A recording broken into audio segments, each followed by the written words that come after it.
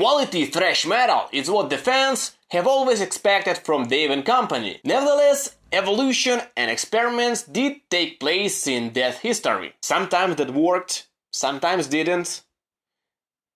And sometimes he wished he got the second chance. Hi friends! It's Andriy Vasilenko, and you've been asking me to rank Metallica albums for quite a while now. I cannot resist it anymore, so today I'm finally ranking Megadeth albums. As they say, from the worst to the best. Or as I say, from one that sucks the most to one that sucks the least.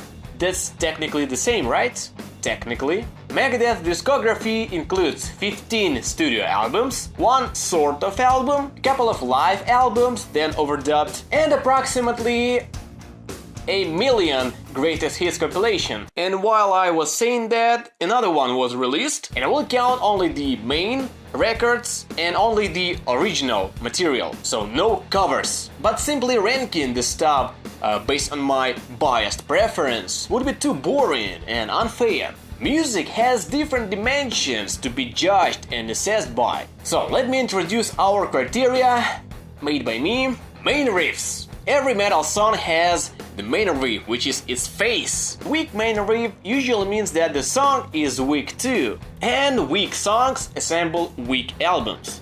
And vice versa. Composition. It comprises all the riffs, also solos, bass, other arrangements, and also the quality of composition, its flow and progressiveness. The latter means a reasonable dose of weird stuff that makes the song unique. Impact. Even what I called weak albums still can stir up some shit in musical circles, push the musical boundaries, and even create new genres. And conversely, there are elaborate, great records, but released in not so great time, thus not making a significant impact. As you see, I'm evaluating music primarily, and due to the bundle job, I'll try to point out the most crucial things about each album. Alright, does it make sense to you? Technically? So let's dive into Megadeth. Pretty obvious one, but I could not do much about it. And it's the weakest Megadeth album, simply because it's labeled Megadeth. Some compare it to Metallica's Saint Anger in terms of suckage.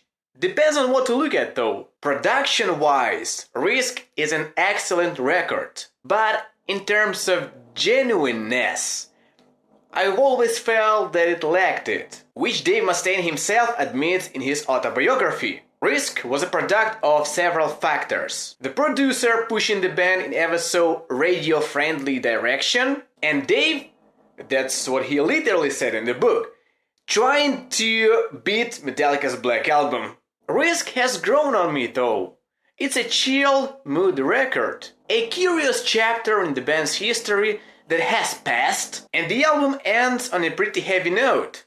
Time, the End, which is in my opinion the best riff on the album. The worst song, I'd say Ecstasy, and Dave said that he also hates it. Just imagine for a moment Megadeth being announced as part of the big four of thrash metal, one of the most impactful and uncompromising metal bands ever, and they come up and play Ecstasy.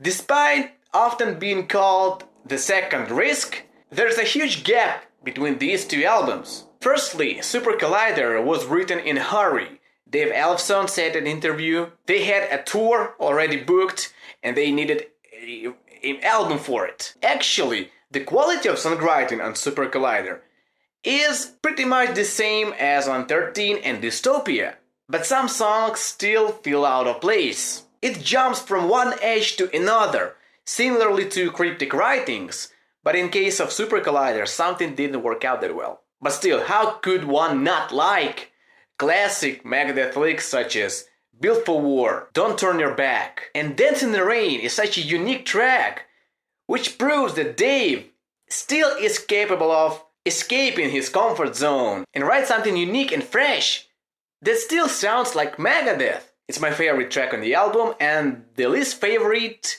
is On the Edge. It has a promising intro, but then it goes down the drain.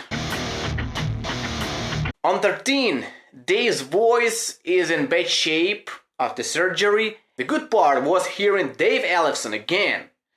Alright, but let's talk about the music. In my opinion, sudden death saves the album. It was written as a guitar challenge in the first place for Guitar Hero and was not meant to be on the album. And the rest of 13 sounds forced to me. It was made of leftovers and a couple of songs are essentially re-recorded bonus tracks from previous albums. So in a way it may be counted as Hidden Treasures Part 2. And besides that, self-repeating. Let's take Public Enemy number 1 for example. It's basically Tears in Veil from System Has Failed, even barely changed. And on top of that, the anniversary 1000th time, they've used the 1 2 3 2 1 2 3 4 progression. And 13, the song is pretty cool. But again, the progression, once again, and overall tension in the song, in music and vocals, it holds it back. The album did grow on me, like Super Collider, but the latter grew on me a bit better. That's weird, but hey, this is my experience, my video. But now, you better strap yourself. And by the way, I do recommend Dave Mustaine's autobiography. Dave goes really frank about Metallica in this book. It's available in all formats, including audiobook, so I'll leave the link in the description. It's an affiliate link, so if you buy it, I get a couple of cents from it. A highly unpopular opinion here.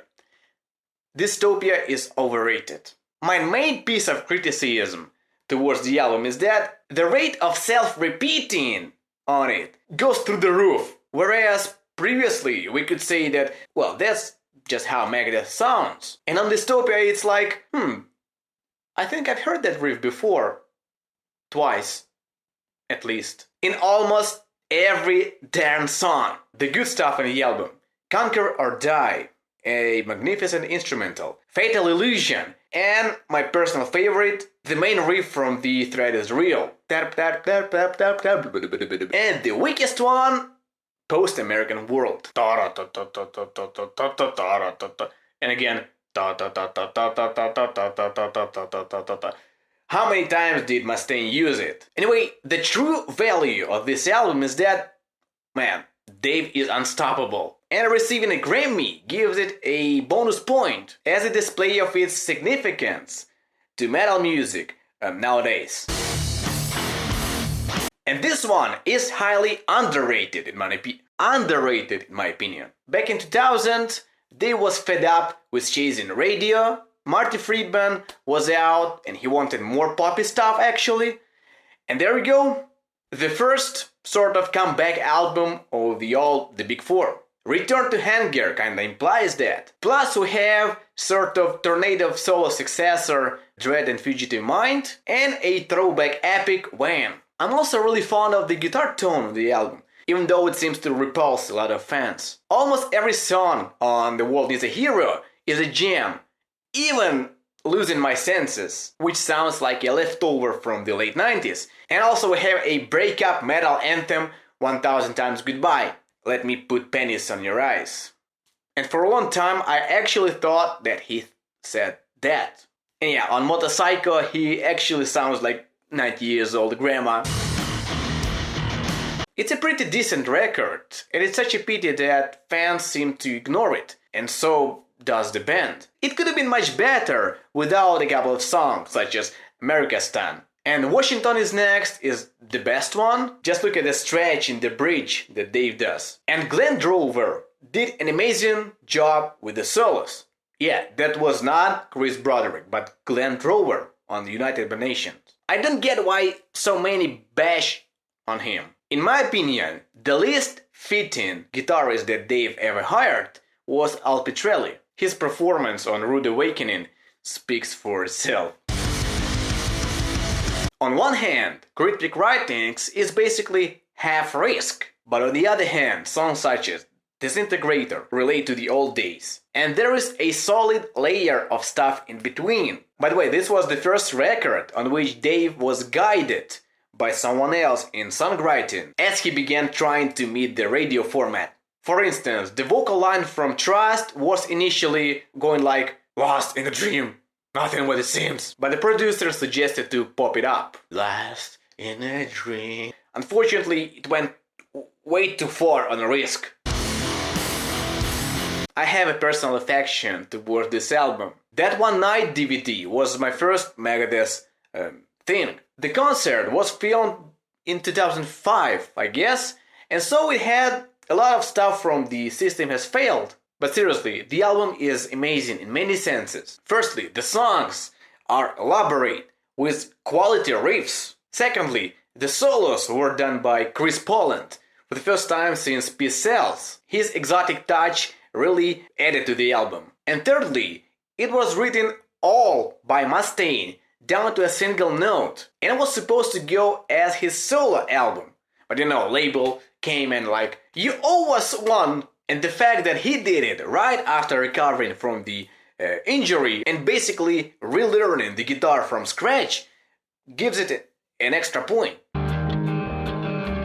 The best Megadeth album in this century by far. Dave Mustaine's songwriting muscle had been getting into shape ever since he decided to back to the roots. And on Endgame in 2009, the band reached its full potential once again, backed up by really good production, which shines even more compared to Death Magnetic released a year before. Dialectic Chaos and This Day We Fight, this powerful opening makes like half of the album's greatness to me. It gets a little boring on a couple of tracks, but in general, this is a tight album. The album's neighbors are the almighty Peace Sells and Rust in Peace. And you might not fully appreciate So Far So Good So What until you get a little bored from playing the two pieces over and over again. But when it happens and you finally pay attention to this album, it's like a revelation. It may turn out to be way more catchier and profound than you thought, even though you can all smell the drugs from the riffs. The album was recorded in pretty tough circumstances. Everyone was high as fuck, including the producer. All the money was spent on heroin. The new lineup was not really working out. But anyway, at this point, my main criticism towards the album is that In My Darkest Hour and Mary Jane are like twin songs. They are based on the same riff. Ta ta ta ta ta ta ta ta ta ta ta. On Liar, Dave basically invented rap metal. Regarding the best track, I'm hesitating between In My Darkest Hour and Hook and Mouth. And picking the weakest is even harder. 502, most would say, but man, the riff is insane. And traditionally, I ask you on Instagram what's your favorite Megadeth album. And thanks everyone for your comments. Do you see yourself there? If you don't, next time you might, so go to Instagram, follow me and participate in our future discussions. See you there, friends! You can feel the anger, the revenge in this album. The songs actually sound like they were stitched together the night before recording them. And some of them could have been actually. But this rawness, this being trapped in the corner is what actually makes the whole business about killing is my business. The mechanics is the most elaborate one for obvious reasons. It was written like years before. The lack of material forced Dave to go for such weird structures and also speed it up by like 150%, all for beating who. This is an epic debut album. But wait, they had already written one album. Well, I did not expect it to be on the 4th place, and I've never liked the idea of turning the song titles into lyrics, as it was on Victory. What a waste of such a sick riff. But in general, Euthanasia has a special vibe and tone, not least thanks to kind of being made in semi-live fashion. On all songs, all the 4 musicians were being recorded at the same time, and the vocals and guitar fills were added afterwards. Some tracks were done in just a couple of takes. Train of Consequences needed like over 40. Such a challenge definitely adds to the album's iconicness. Best track, The Killing Road. And the worst, well, the Black Curtains. Ta ta ta ta ta ta ta. Ta ta ta ta ta ta ta. Ta ta. You could already know it, but anyway, I was born the very day Countdown to Extinction was released, July 14th, 1992. We were literally hours apart. Coincidence? The album does deserve its popularity. It's both easy to digest for a non-thrash metal fan, but it also has the old thrash edge and moderate progressiveness, as I call it. And you know the two top places? Should I say something about it? Well, these deserve standalone videos. The video is about ranking, and you're here to see how the middle albums were placed. It's not about the finish line, but about the journey. I'm fucking tired now. Alright, did that work out? If it did, fine, I'll finally do it with Slayer. If you enjoyed it and want more stuff about metal, subscribe. And if you want to support me, become my patron. Thanks for watching, it's Andriy Vasilenko. Be in metal.